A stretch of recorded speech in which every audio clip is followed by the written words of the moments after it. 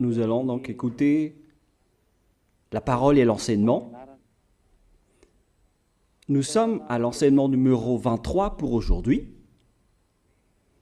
concernant le sujet qui parle de celui qui ose dire qu'il est Dieu. Il a remplacé le bouc, le bélier et le taureau,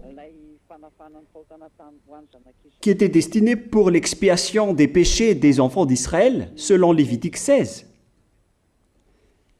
Dans Lévitique 16, nous voyons donc les béliers, les boucs et les taureaux pour l'expiation des péchés des enfants d'Israël, une fois chaque année. Et c'est ce schéma que nous allons vous enseigner en ce moment. En fait, j'ai déjà donné cet enseignement, mais je le rappelle aujourd'hui. Cette situation contredit directement la parole du Père Yahva, le Dieu d'Abraham, selon Deutéronome 4.2. Ne rajoutez rien et ne retranchez rien aux paroles. C'est dans Deutéronome 4.2 et aussi dans Deutéronome chapitre 13, à partir du verset 1, ou Deutéronome 12, 32. Nous allons donc lire maintenant Deutéronome 12, 32, car nous avons déjà vu autrefois le Deutéronome 4.2. Donc dans Deutéronome 12, 32, vous observerez et vous mettrez en pratique toutes les choses que je vous ordonne. Vous n'y ajouterez rien et vous n'en retrancherez rien. Voilà donc dans le Deutéronome 12, 32. Et dans Deutéronome 4.2, je vais répéter, Deutéronome 4.2, vous n'ajouterez rien à ce que je vous prescris et vous n'en retrancherez rien, mais vous observerez les commandements de Yahva, votre Dieu, tels que je vous les prescris. Cette parole précise bien alors que il ne faut pas rajouter ni retrancher les paroles que je vous ai données. De quelles paroles parle-t-on? Nous allons lire Lévitique chapitre 16 pour voir quelles sont les lois d'expiation des péchés pour les enfants d'Israël. Les voilà. C'est dans Lévitique chapitre 16, verset 3 d'abord, pour commencer. Voilà donc ce qu'on ne doit pas changer, alors que nous avons tous su, nous avons tous vu qu'ils les ont remplacés par Jésus ou Jesus. Ce n'est pas une diffamation, nous le voyons tous. Alors que chacun réfléchisse. Lévitique chapitre 16, verset 3. Voici de quelle manière Aaron entrera dans le sanctuaire. Il prendra un jeune taureau pour le sacrifice d'expiation et un bélier pour l'holocauste. Voilà, nous le voyons tous clairement, cette parole. Il existe donc le fait d'apporter un jeune taureau pour le sacrifice d'expiation, ainsi qu'un bélier pour l'holocauste. Verset 5.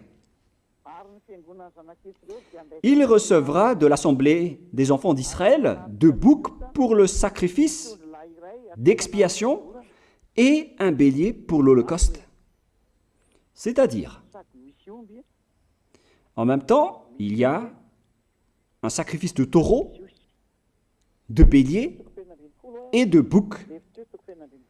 Lévitique chapitre 16, toujours, mais dans le verset 34.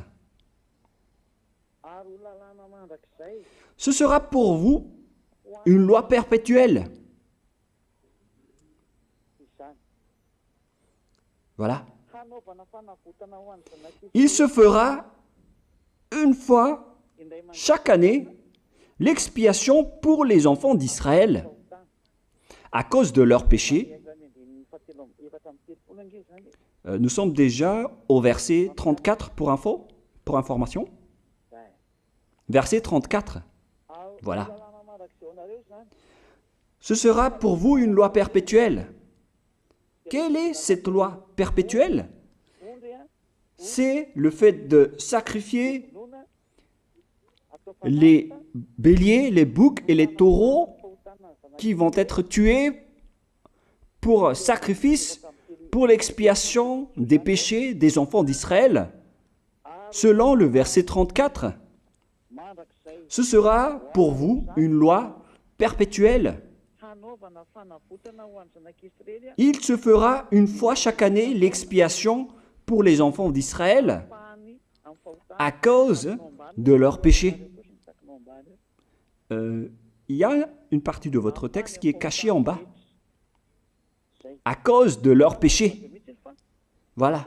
Ici, donc, c'est bien clair que l'expiation du péché qui se fait une fois chaque année pour les enfants d'Israël, qu'on ne peut ni ajouter ni retrancher, ce sont les sacrifices des béliers, de taureaux et de boucs. On ne peut pas changer cela. On ne peut pas les remplacer en Jésus ou en Jesus. C'est une loi perpétuelle. Donc, si vous observez les 10 commandements, vous devez apporter des sacrifices de taureaux, de béliers et de boucs si vous voulez être expié de vos péchés. Voilà le schéma.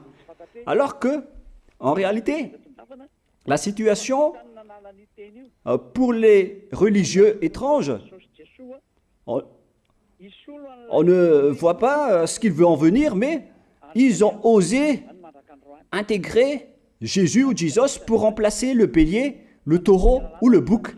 Et ce sont eux-mêmes qui le confirment jusqu'à aujourd'hui. Nous voyons tous donc ici que Jésus ou Jesus n'est qu'un imposteur, un hors-la-loi.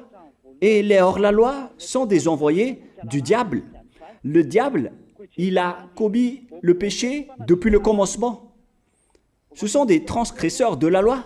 Donc c'est prouvé ici que Jésus est un hors-la-loi. Nous allons lire la parole, poursuivre, dans 1 Jean, chapitre 3. 1 Jean, chapitre 3, à partir du verset 4. Quiconque pêche transgresse la loi, et le péché est la transgression de la loi. Voilà, c'est bien clair que c'est le péché qui est la transgression de la loi. Un pécheur, donc, c'est un transgresseur de la loi. Et un hors-la-loi, c'est un pécheur. C'est clair alors que Jésus ou Jesus, c'est un hors-la-loi, c'est un transgresseur de la loi. Nous avons tous vu ensemble qu'il a pris la place du bélier et il a siégé, il s'est installé dans ce système. C'est pourquoi toutes les églises observent les 10 commandements et ils servent Jésus ou Jesus. Voici l'enseignement.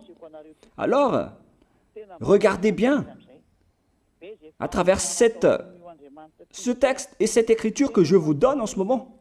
Et soyez conscients, ça suffit maintenant d'écouter ces faux dieux, c'est déjà trop. Tant pis pour vous si vous allez encore les écouter. Soyez conscients que ce schéma n'est plus correct. Beaucoup de gens me diffament à cause de ce que je fais en ce moment. Ils ne supportent pas la vérité. Mais ça dépend de chacun de vous. Et moi, je vous avertis, pour vous qui vont être baptisés et qui veulent être baptisés, mais qui entendent les diffamations et les critiques des autres, ne croyez pas en cela. Ce ne sont pas du tout vrai. La parole de Élia est directe. Ce ne sont que des mensonges. L'ôtement du péché, ce sont des personnes qui sont non-pécheurs qui peuvent le faire. Ce n'est pas logique de dire que les fidèles sont ôtés des péchés et le leader est un pécheur. Ce n'est pas du tout écrit dans la Sainte Écriture. Ce qui est écrit dans la Bible, c'est que le bon arbre donne de bons fruits et le mauvais arbre de mauvais fruits. Et le bon arbre ne donne jamais de mauvais fruits et le mauvais arbre ne donne jamais de bons fruits. Ce sont les bons arbres qui donnent des bons fruits et les mauvais arbres qui donnent des mauvais fruits. Et donc, si l'ambassadeur de Yahushua, Zedia Elia, a produit des personnes qui ne pêchent plus, alors il est bon, il est une bonne personne. Il n'a jamais fait aucun mal, même pas le moindre mal. Voilà donc la leçon pour vous, car dans le cadre de ce baptême qui va arriver, il y a beaucoup de diffamation et de critiques. Donc je vous conseille de ne pas écouter cela, car ce n'est pas du tout la vérité. Ils font ça juste pour diffamer et blâmer la bonté de Yahushua, alors ne les suivez pas. Donc là, on voit bien que ce n'est pas de la diffamation. Nous avons tous vu ensemble. Je vous ai donné la parole. On a tous écouté et vu ensemble. On a jugé ensemble.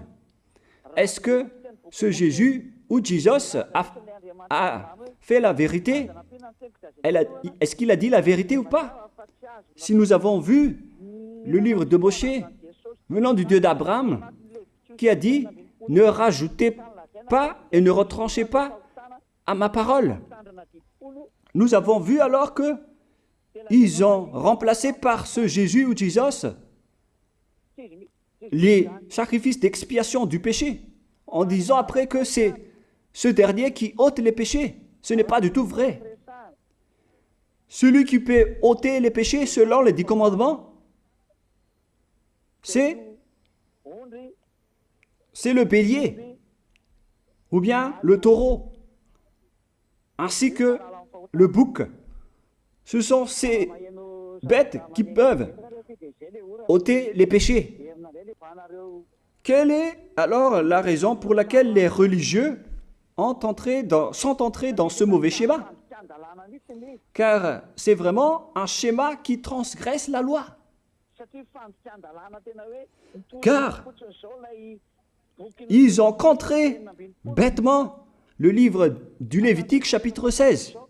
Ils l'ont contré bêtement, directement.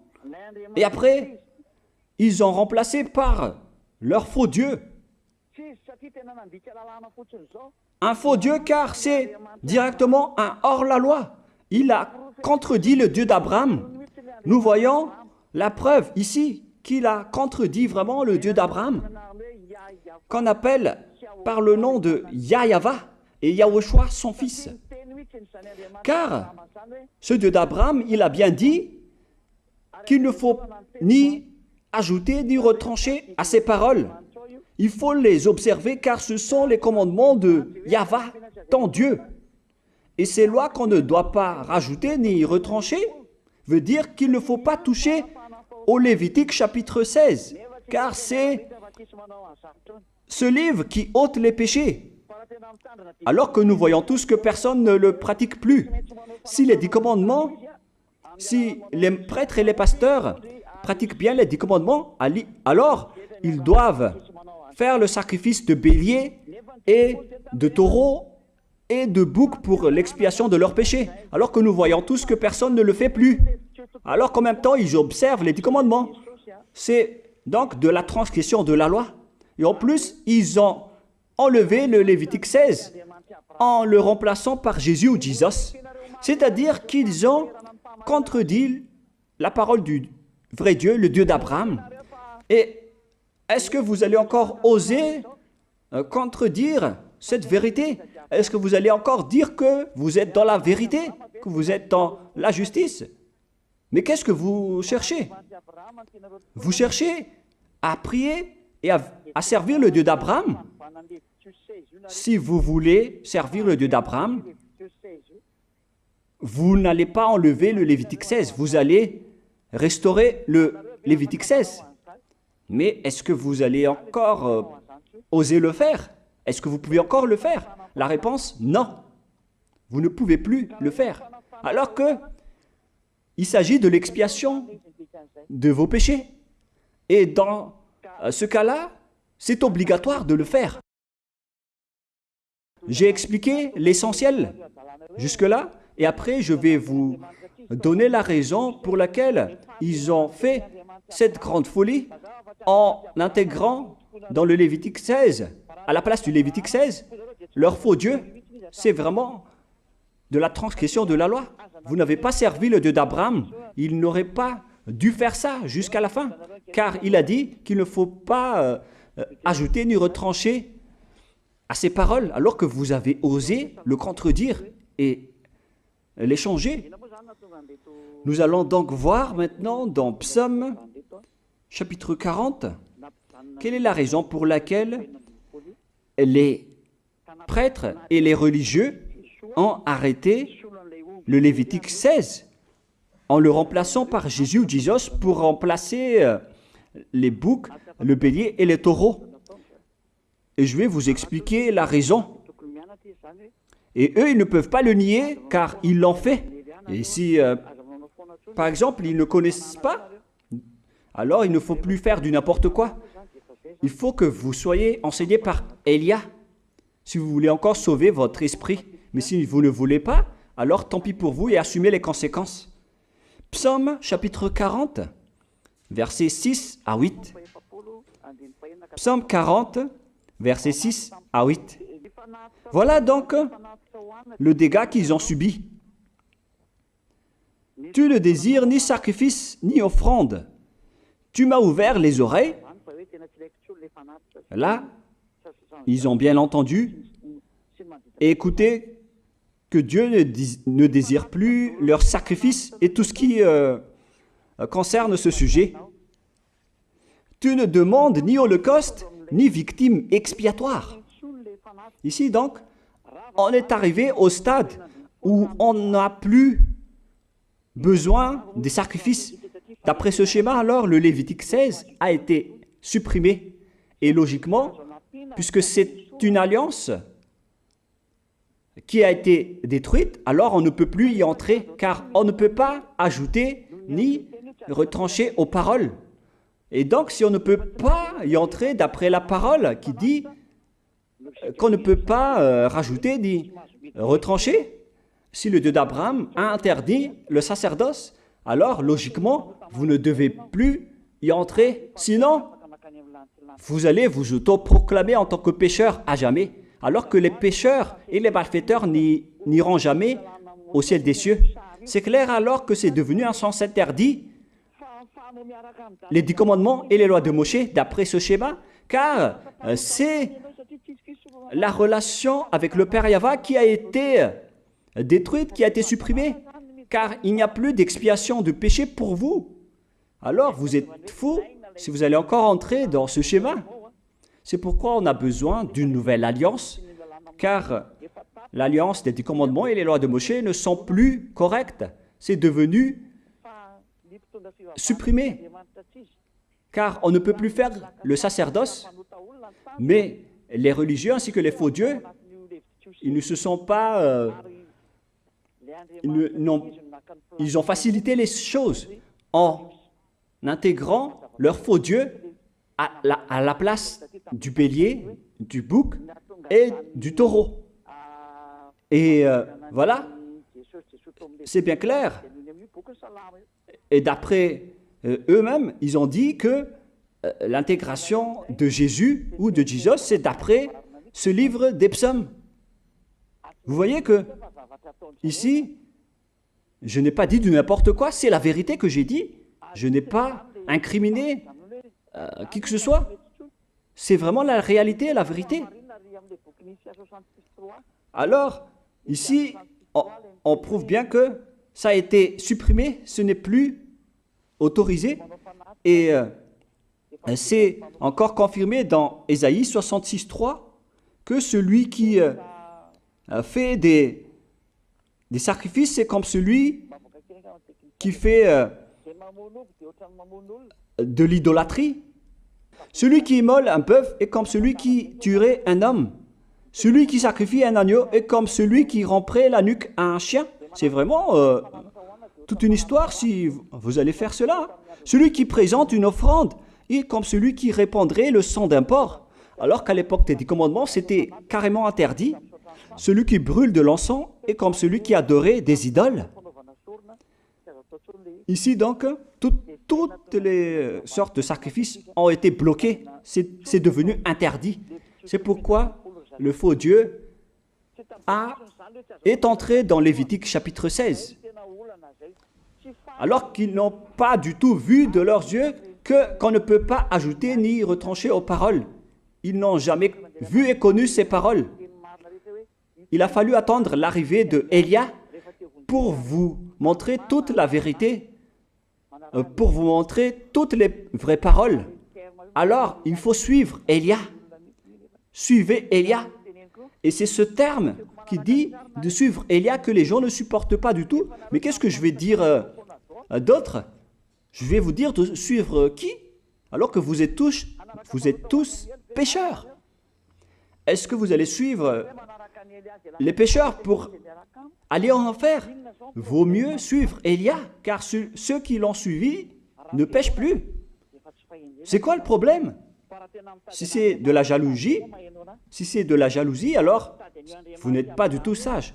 Mais si vous êtes sage, vous devrez être content en m'écoutant. Si vous cherchez ce Dieu d'Abraham, vous devez être très content en dansant à la maison en disant « Merci Élia, voilà ce que j'attendais ».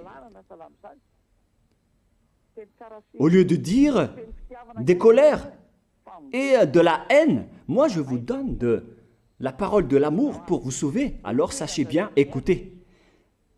Et après, ils l'ont continué dans 40, verset 7 maintenant. Alors je dis, voici je viens avec le rouleau du livre écrit pour moi. Verset 8, je veux faire ta volonté, mon Dieu, et ta loi est au fond de mon cœur.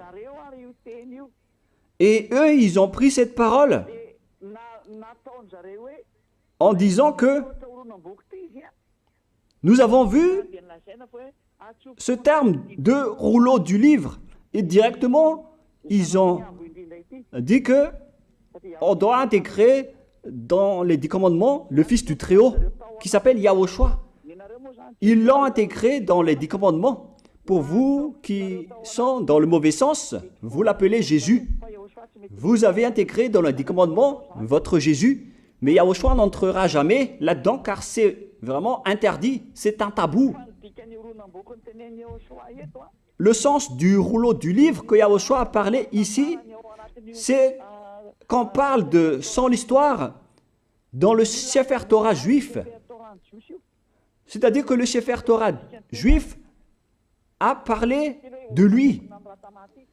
Nous allons lire la parole à ce sujet. En parlant du rouleau du livre, ce n'est pas qu'il est entré dans le Lévitique 16. Non, c'est un tabou, c'est interdit. Mais il a parlé de son histoire. En parlant du rouleau du livre, nous allons lire la parole concernée à ce sujet. Selon Luc, chapitre 24, verset 44. Luc 24, 44. Puis il leur dit, « C'est là ce que je vous disais lorsque j'étais encore avec vous, qu'il fallait que s'accomplisse tout ce qui est écrit de moi dans la loi de Moïse, dans les prophètes et dans les psaumes. » Toutes les paroles qui parlent de lui dans la loi de Moïse, dans les prophètes et dans les psaumes. C'est ça qu'on parle ici. Mais il n'a jamais dit qu'il va remplacer le Lévitique 16. Au contraire, c'est un tabou, c'est un blasphème devant le Père Yahva, qui a déjà dit qu'il ne faut jamais ajouter ni retrancher ses paroles. Donc, les paroles qui parlent de lui, ce sont les paroles de la nouvelle alliance qu'il va instaurer, qu'il va exécuter. La raison pour laquelle il sera crucifié, c'est qu'il va instaurer la nouvelle alliance en versant son sang. Voilà de 1.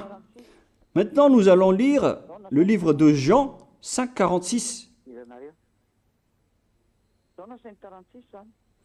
Jean 5, 46.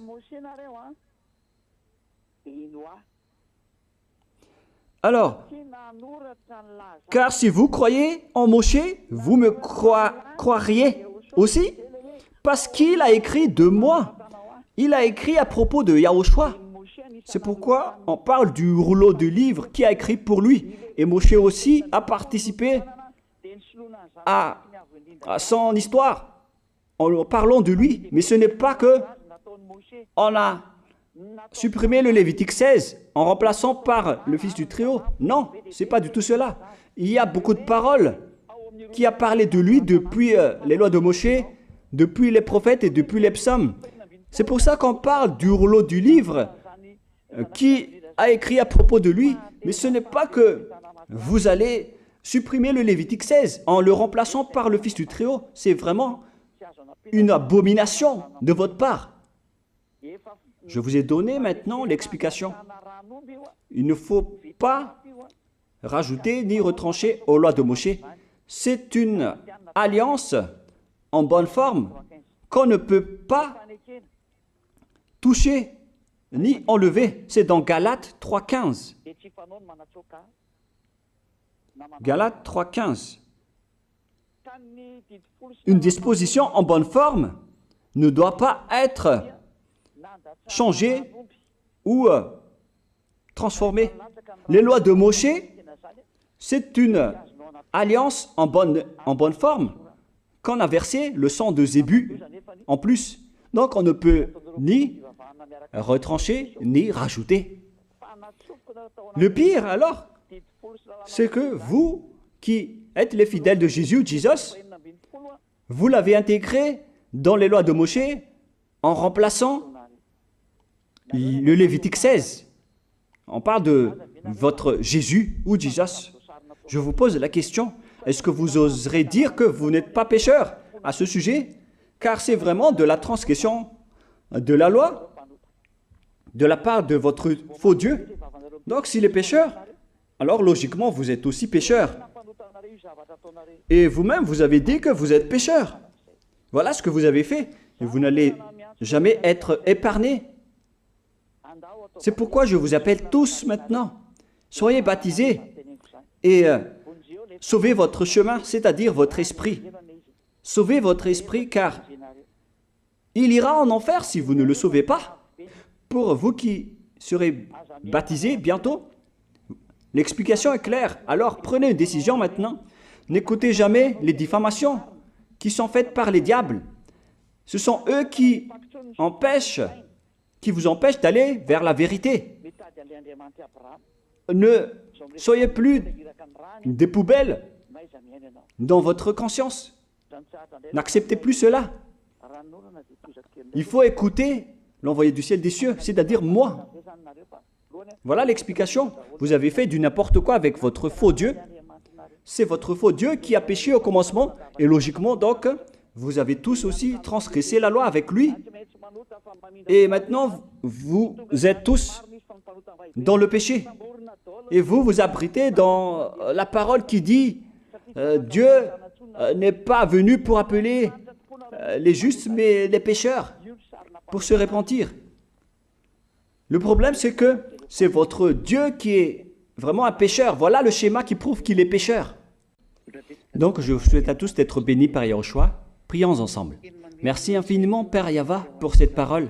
Une parole qui conscientise les gens pour se retourner vers toi et pour faire rester fermes tous les enfants du Très-Haut, les personnes que tu as déjà choisies, pour qu'ils restent bien fermes dans le service, et pour ceux qui sont encore à l'extérieur, qu'ils courent vers Elia, car Elia et toi, Yahushua, vous êtes uniques. Merci infiniment, Père Yahva.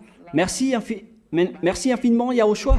Sauve les gens pour qu'ils soient intégrés au ciel des cieux, pour que les gens écoutent la parole, Père Yahva, Yahushua, toutes les paroles que j'ai montrées.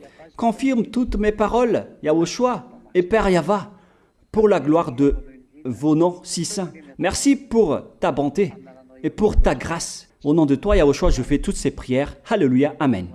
Donc, je vous souhaite à tous d'être bénis par Yahushua et à demain. Au revoir.